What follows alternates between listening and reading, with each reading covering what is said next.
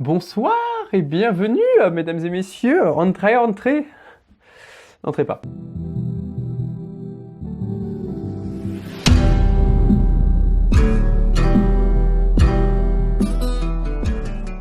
Bonsoir, c'est Ezwin et aujourd'hui on se retrouve pour une nouvelle vidéo. Nouvelle année, 2020, bonne année. Donc aujourd'hui on se retrouve dans notre nouveau studio, c'est le studio 2020, pour faire le premier unboxing de 2020. Donc aujourd'hui qu'est-ce qu'on va unboxer ? On va unboxer ceci, c'est le volant, le G920 de chez Logitech. Pourquoi le G920 et pourquoi un volant en fait? Donc je me suis mis à vraiment jouer à beaucoup de jeux de voiture, enfin beaucoup, en tout cas principalement Forza Horizon que j'ai vraiment kiffé. Et donc du coup voilà, j'avais envie de passer de manette à volant et il me semblait que celui de Logitech paraissait vraiment très bien. Donc voilà, j'ai demandé comme cadeau de Noël et il est là. Donc ça c'est le volant, le G920 de Logitech et pas le G29. Le G29 en fait c'est le volant de chez Logitech qui est adapté à la PS4. Celui-ci est plus adapté à tout ce qui est Xbox One et PC. Donc on sort le couteau. Hop là. Donc du coup on est dans un nouveau studio que j'aime particulièrement, qu'on a construit. En fait on a pris les vacances de Noël pour le construire et ben voilà, sympathique et tout. Donc on va couper. Voilà.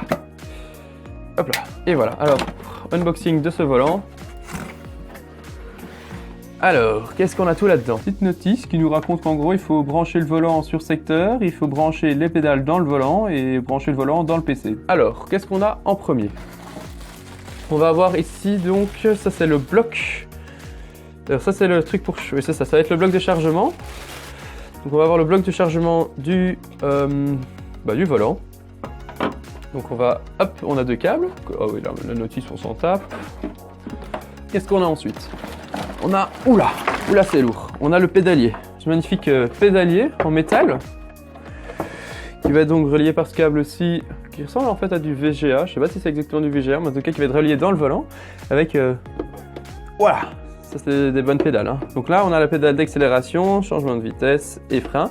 Le frein est un petit peu dur, mais j'ai vu qu'il y avait plein de vidéos qui proposaient une espèce de petite solution alternative pour rendre le frein plus mou. Parce que ça c'est apparemment plus adapté au playseat, donc ça permet d'avoir une vraie sensation au playseat.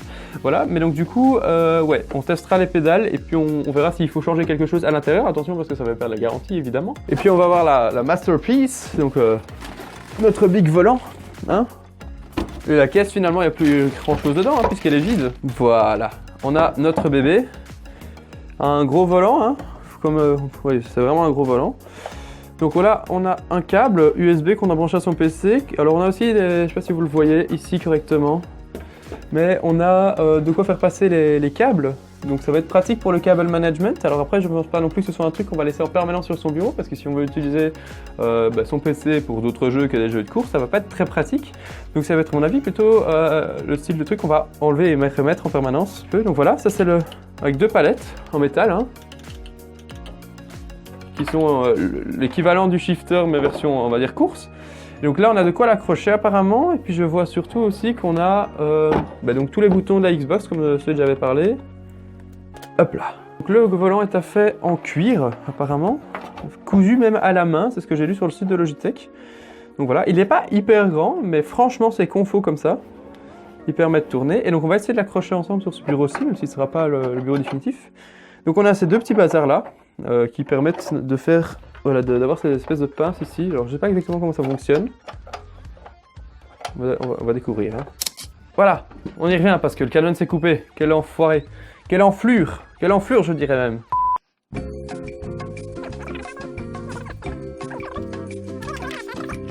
Ah voilà, il faut complètement en fait dévisser les espèces de pattes là. Et donc ensuite on peut venir donc faire passer ce câble-ci ici. Bon, on va pas le faire maintenant, de toute façon je suis pas là où je vais installer ce volant définitivement.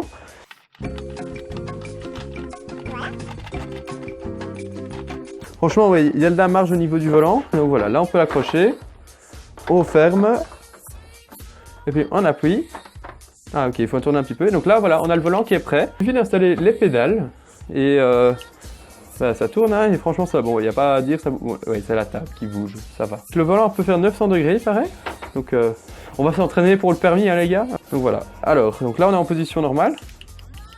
On a les trucs bazar, les petits boutons, et voilà, tout est parfait, il n'y a rien à dire. Donc les pédales, Ce qui apparemment est embêtant, sur la pédale de frein, on a, voilà, on le sent, hein, on sent fortement dans la pédale que, bah voilà, hein, là, c'est dur d'appuyer, et on sent en fait que c'est un petit bout de caoutchouc.